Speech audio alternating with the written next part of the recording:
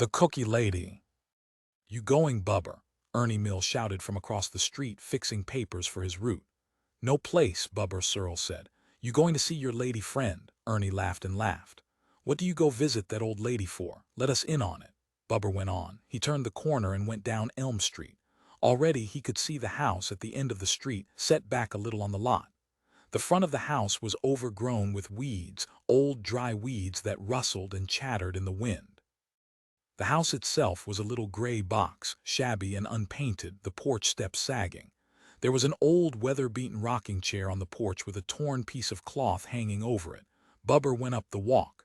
As he started up the rickety steps, he took a deep breath. He could smell it, the wonderful warm smell, and his mouth began to water. His heart thudding with anticipation, Bubber turned the handle of the bell. The bell grated rustily on the other side of the door. There was silence for a time, then the sounds of someone stirring. Mrs. Drew opened the door.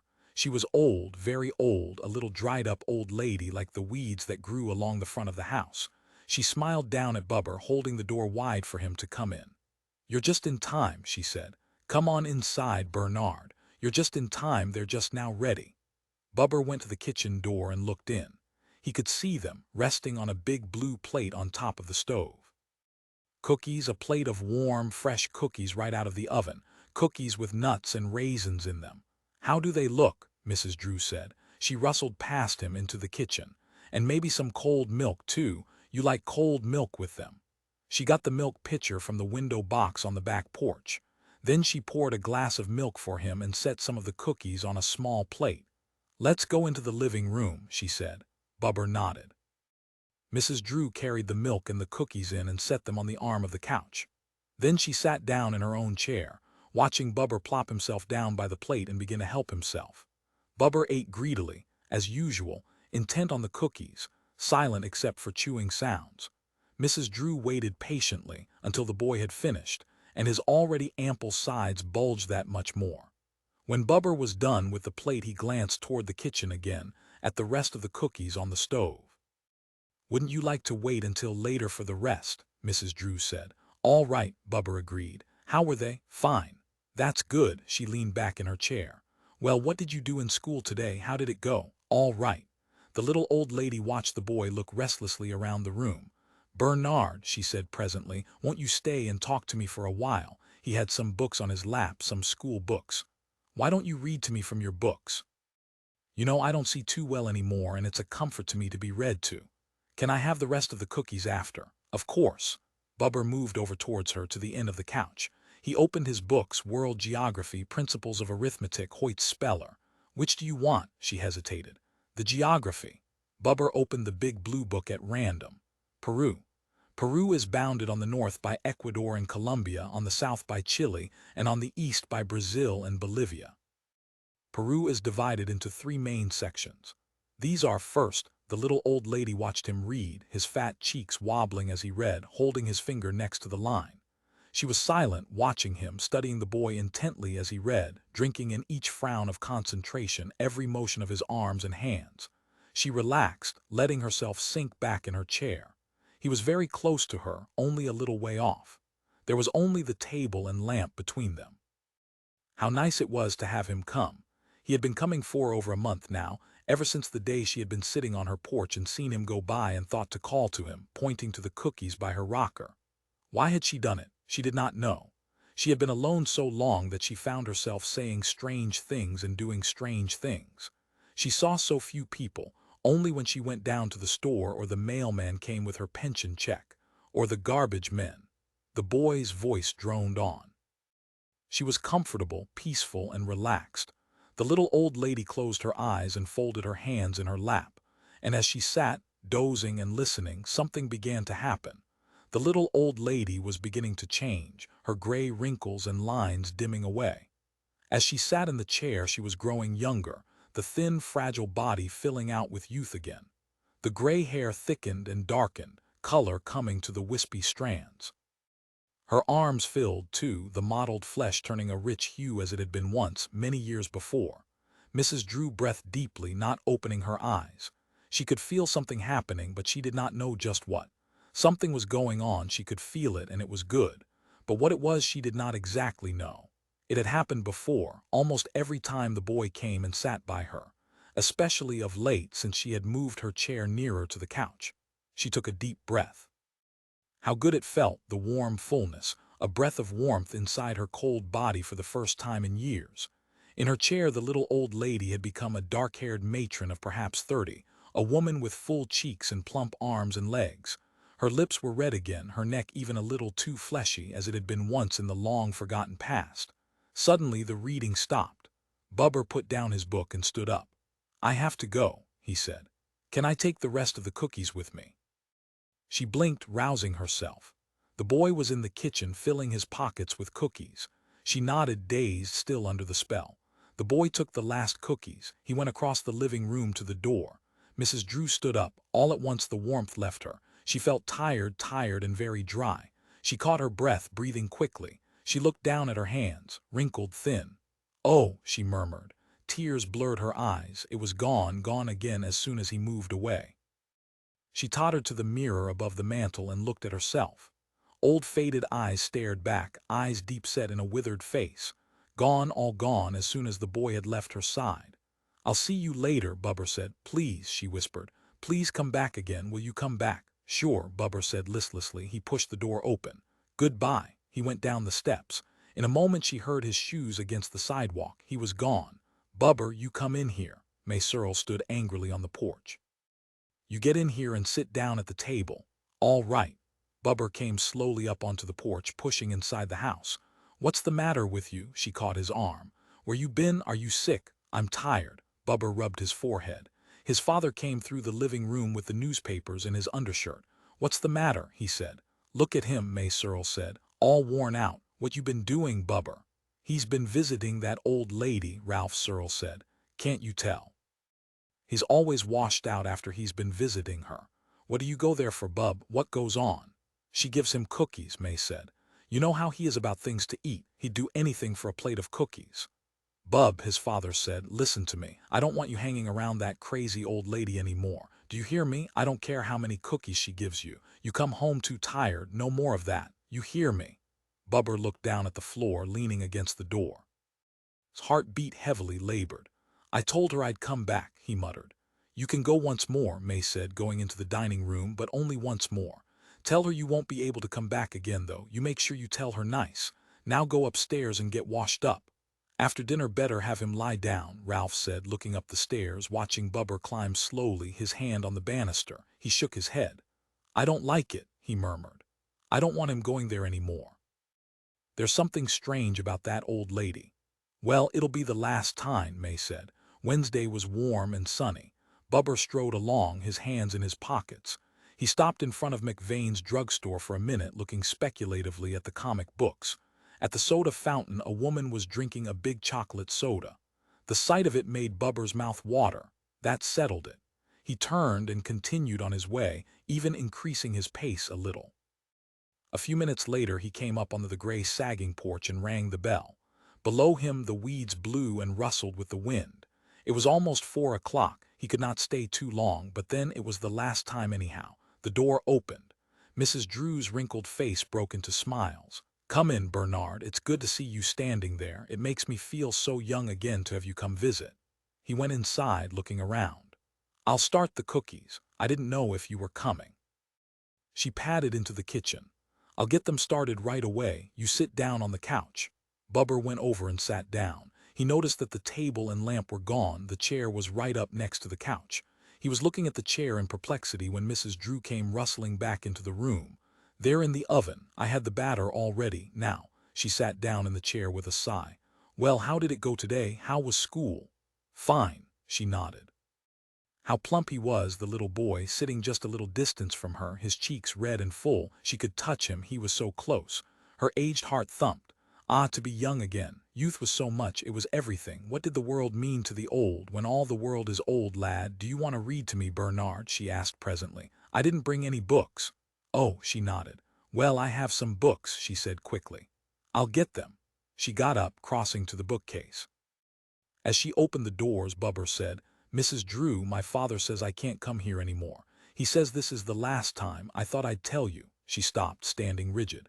Everything seemed to leap around her, the room twisting furiously. She took a harsh, frightened breath. "Bernard, you're not coming back." "No, my father says not to." There was silence. The old lady took a book at random and came slowly back to her chair. After a while she passed the book to him, her hands trembling. The boy took it without expression, looking at its cover. "Please read, Bernard, please." "All right." He opened the book. "Where'll I start?" "Anywhere, anywhere, Bernard." He began to read. It was something by Trollope. She only half heard the words. She put her hand to her forehead, the dry skin, brittle and thin like old paper. She trembled with anguish. The last time, Bubber read on slowly, monotonously. Against the window a fly buzzed. Outside the sun began to set, the air turning cool. A few clouds came up and the wind in the trees rushed furiously. The old lady sat close by the boy, closer than ever, hearing him read, the sound of his voice, sensing him close by. Was this really the last time? Terror rose up in her heart and she pushed it back. The last time she gazed at him, the boy sitting so close to her. After a time she reached out her thin, dry hand. She took a deep breath. He would never be back. There would be no more times, no more. This was the last time he would sit there. She touched his arm. Bubber looked up. "What is it?" he murmured. "You don't mind if I touch your arm, do you?"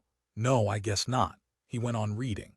The old lady could feel the youngness of him flowing between her fingers through her arm, a pulsating, vibrating youngness so close to her. It had never been that close where she could actually touch it. The feel of life made her dizzy, unsteady, and presently it began to happen as before. She closed her eyes, letting it move over her, filling her up, carried into her by the sound of the voice and the feel of the arm. The change, the flow, was coming over her, the warm, rising feeling. She was blooming again, filling with life, swelling into richness as she had been once long ago. She looked down at her arms. Rounded they were and the nails clear, her hair black again, heavy and black against her neck. She touched her cheek. The wrinkles had gone, the skin pliant and soft. Joy filled her, a growing, bursting joy. She stared around her at the room. She smiled, feeling her firm teeth and gums, red lips, strong white teeth. Suddenly she got to her feet, her body secure and confident. She turned a little lithe, quick circle. Bubber stopped reading. "Are the cookies ready?" he said. "I'll see." Her voice was alive, deep with a quality that had dried out many years before. Now it was there again, her voice throaty and sensual. She walked quickly to the kitchen and opened the oven. She took out the cookies and put them on top of the stove. "All ready," she called gaily. "Come and get them." Bubber came past her, his gaze fastened on the sight of the cookies. He did not even notice the woman by the door. Mrs. Drew hurried from the kitchen. She went into the bedroom, closing the door after her. Then she turned, gazing into the full-length mirror on the door. Young, she was young again, filled out with the sap of vigorous youth. She took a deep breath, her steady bosom swelling. Her eyes flashed and she smiled. She spun, her skirts flying, young and lovely. And this time it had not gone away. She opened the door. Bubber had filled his mouth and his pockets. He was standing in the center of the living room, his face fat and dull, a dead white. "What's the matter?" Mrs. Drew said. "I'm going." "All right, Bernard, and thanks for coming to read to me." She laid her hand on his shoulder. "Perhaps I'll see you again sometime." "My father, I know." She laughed gaily, opening the door for him. "Goodbye, Bernard, goodbye." She watched him go slowly down the steps, one at a time. Then she closed the door and skipped back into the bedroom. She unfastened her dress and stepped out of it, the worn gray fabric suddenly distasteful to her. For a brief second she gazed at her full, rounded body, her hands on her hips. She laughed with excitement, turning a little, her eyes bright.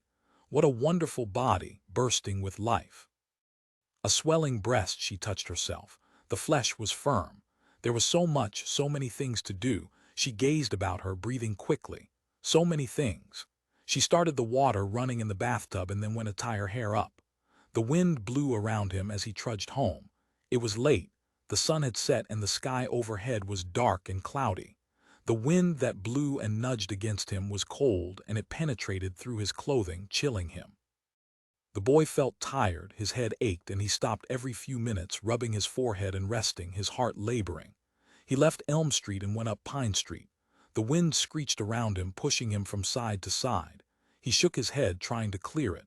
How weary he was, how tired his arms and legs were. He felt the wind hammering at him, pushing and plucking at him. He took a breath and went on, his head down. At the corner he stopped, holding on to a lamp post. The sky was quite dark, the street lights were beginning to come on. At last he went on, walking as best he could. "Where is that boy?" Surle said, going out on the porch for the 10th time. Ralph flicked on the light and they stood together. What an awful wind! The wind whistled and lashed at the porch. The two of them looked up and down the dark street, but they could see nothing but a few newspapers and trash being blown along. "Let's go inside," Ralph said. "He sure is going to get a licking when he gets home." They sat down at the dinner table. Presently May put down her fork. "Listen, do you hear something?" Ralph listened. Outside, against the front door, there was a faint sound, a tapping sound. He stood up. The wind howled outside, blowing the shades in the room upstairs. "I'll go see what it is," he said. He went to the door and opened it. Something gray and dry was blowing up against the porch, carried by the wind.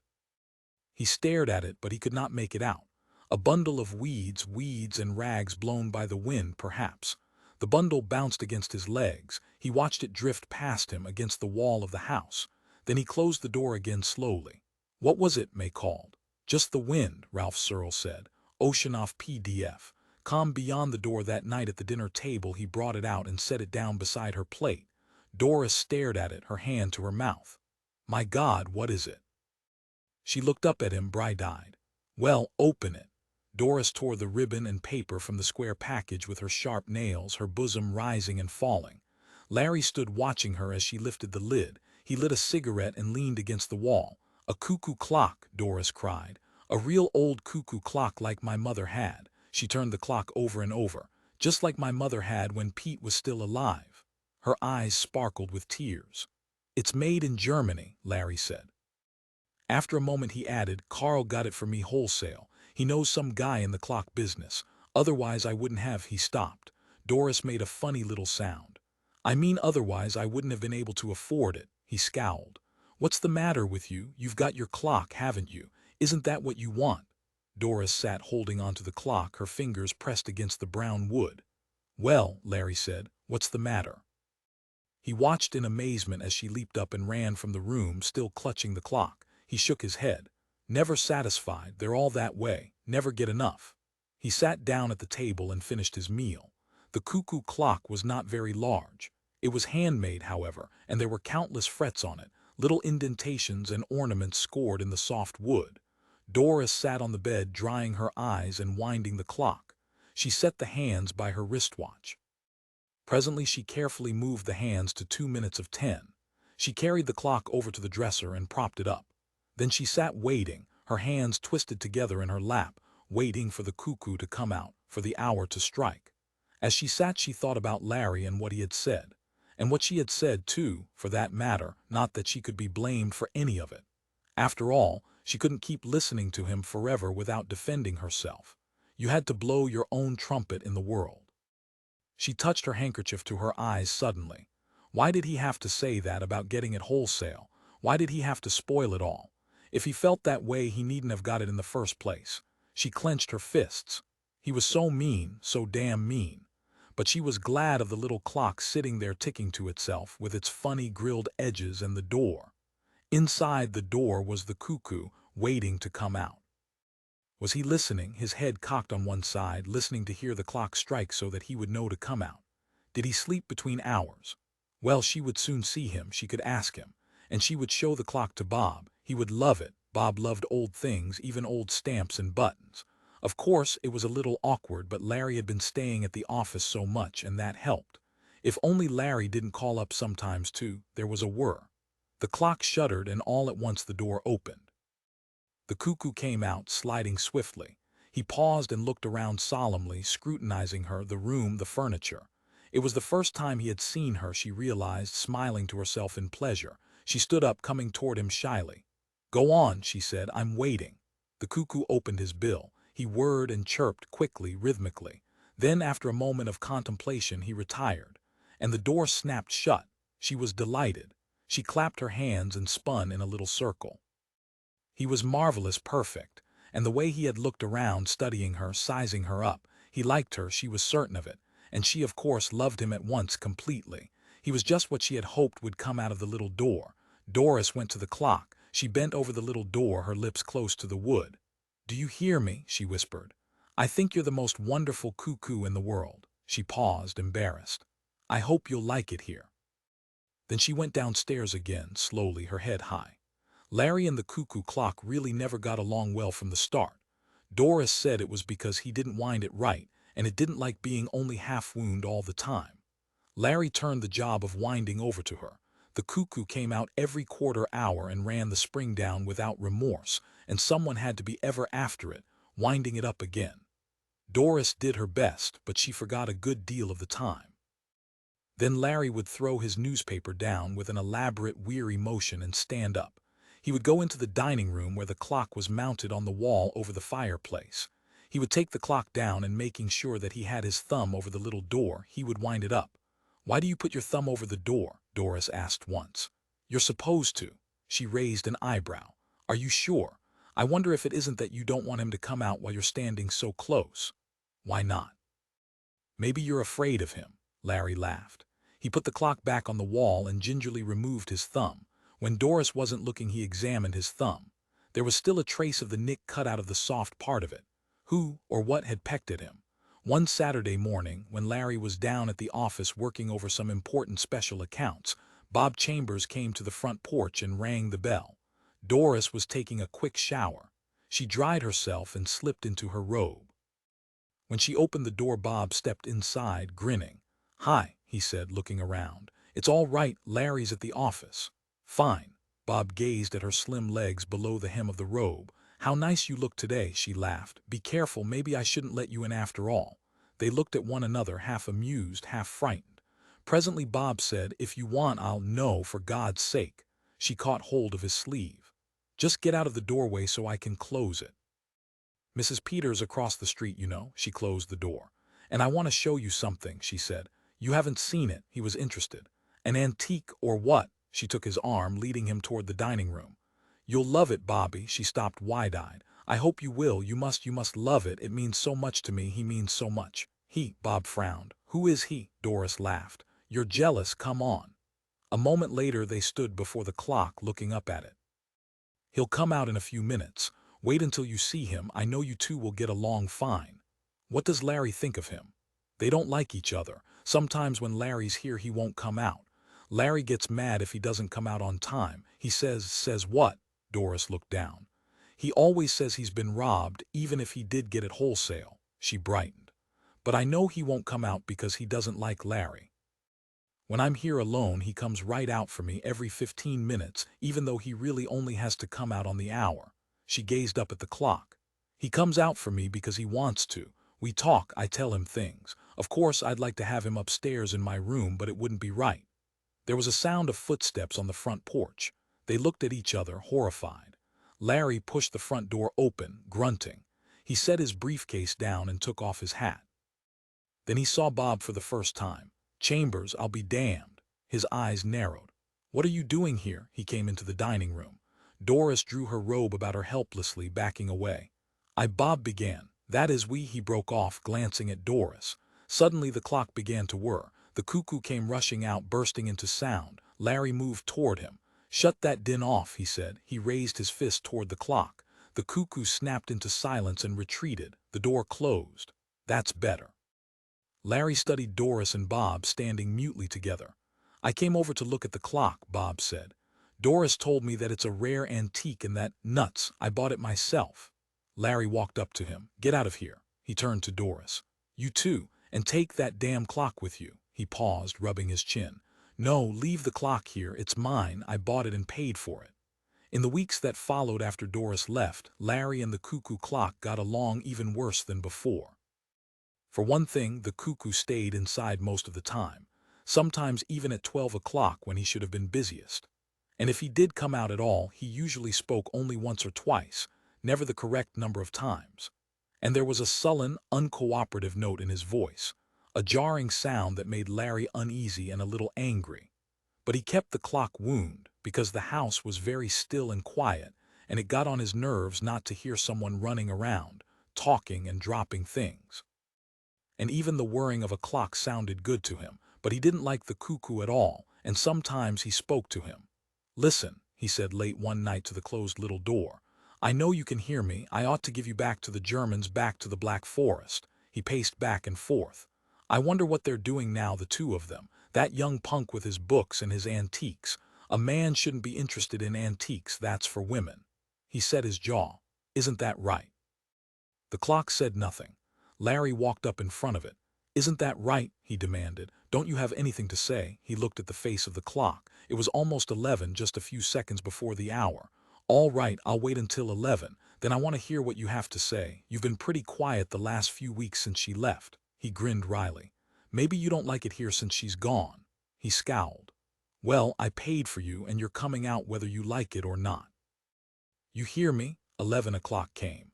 Far off at the end of town, the great tower clock boomed sleepily to itself. But the little door remained shut. Nothing moved. The minute hand passed on and the cuckoo did not stir. He was someplace inside the clock, beyond the door, silent and remote. "All right, if that's the way you feel," Larry murmured, his lips twisting. "But it isn't fair. It's your job to come out. We all have to do things we don't like." He went unhappily into the kitchen and opened the great gleaming refrigerator. As he poured himself a drink, he thought about the clock. There was no doubt about it, the cuckoo should come out, Doris or no Doris. He had always liked her from the very start. They had got along well, the two of them. Probably he liked Bob too, probably he had seen enough of Bob to get to know him. They would be quite happy together, Bob and Doris and the cuckoo. Larry finished his drink. He opened the drawer at the sink and took out the hammer. He carried it carefully into the dining room.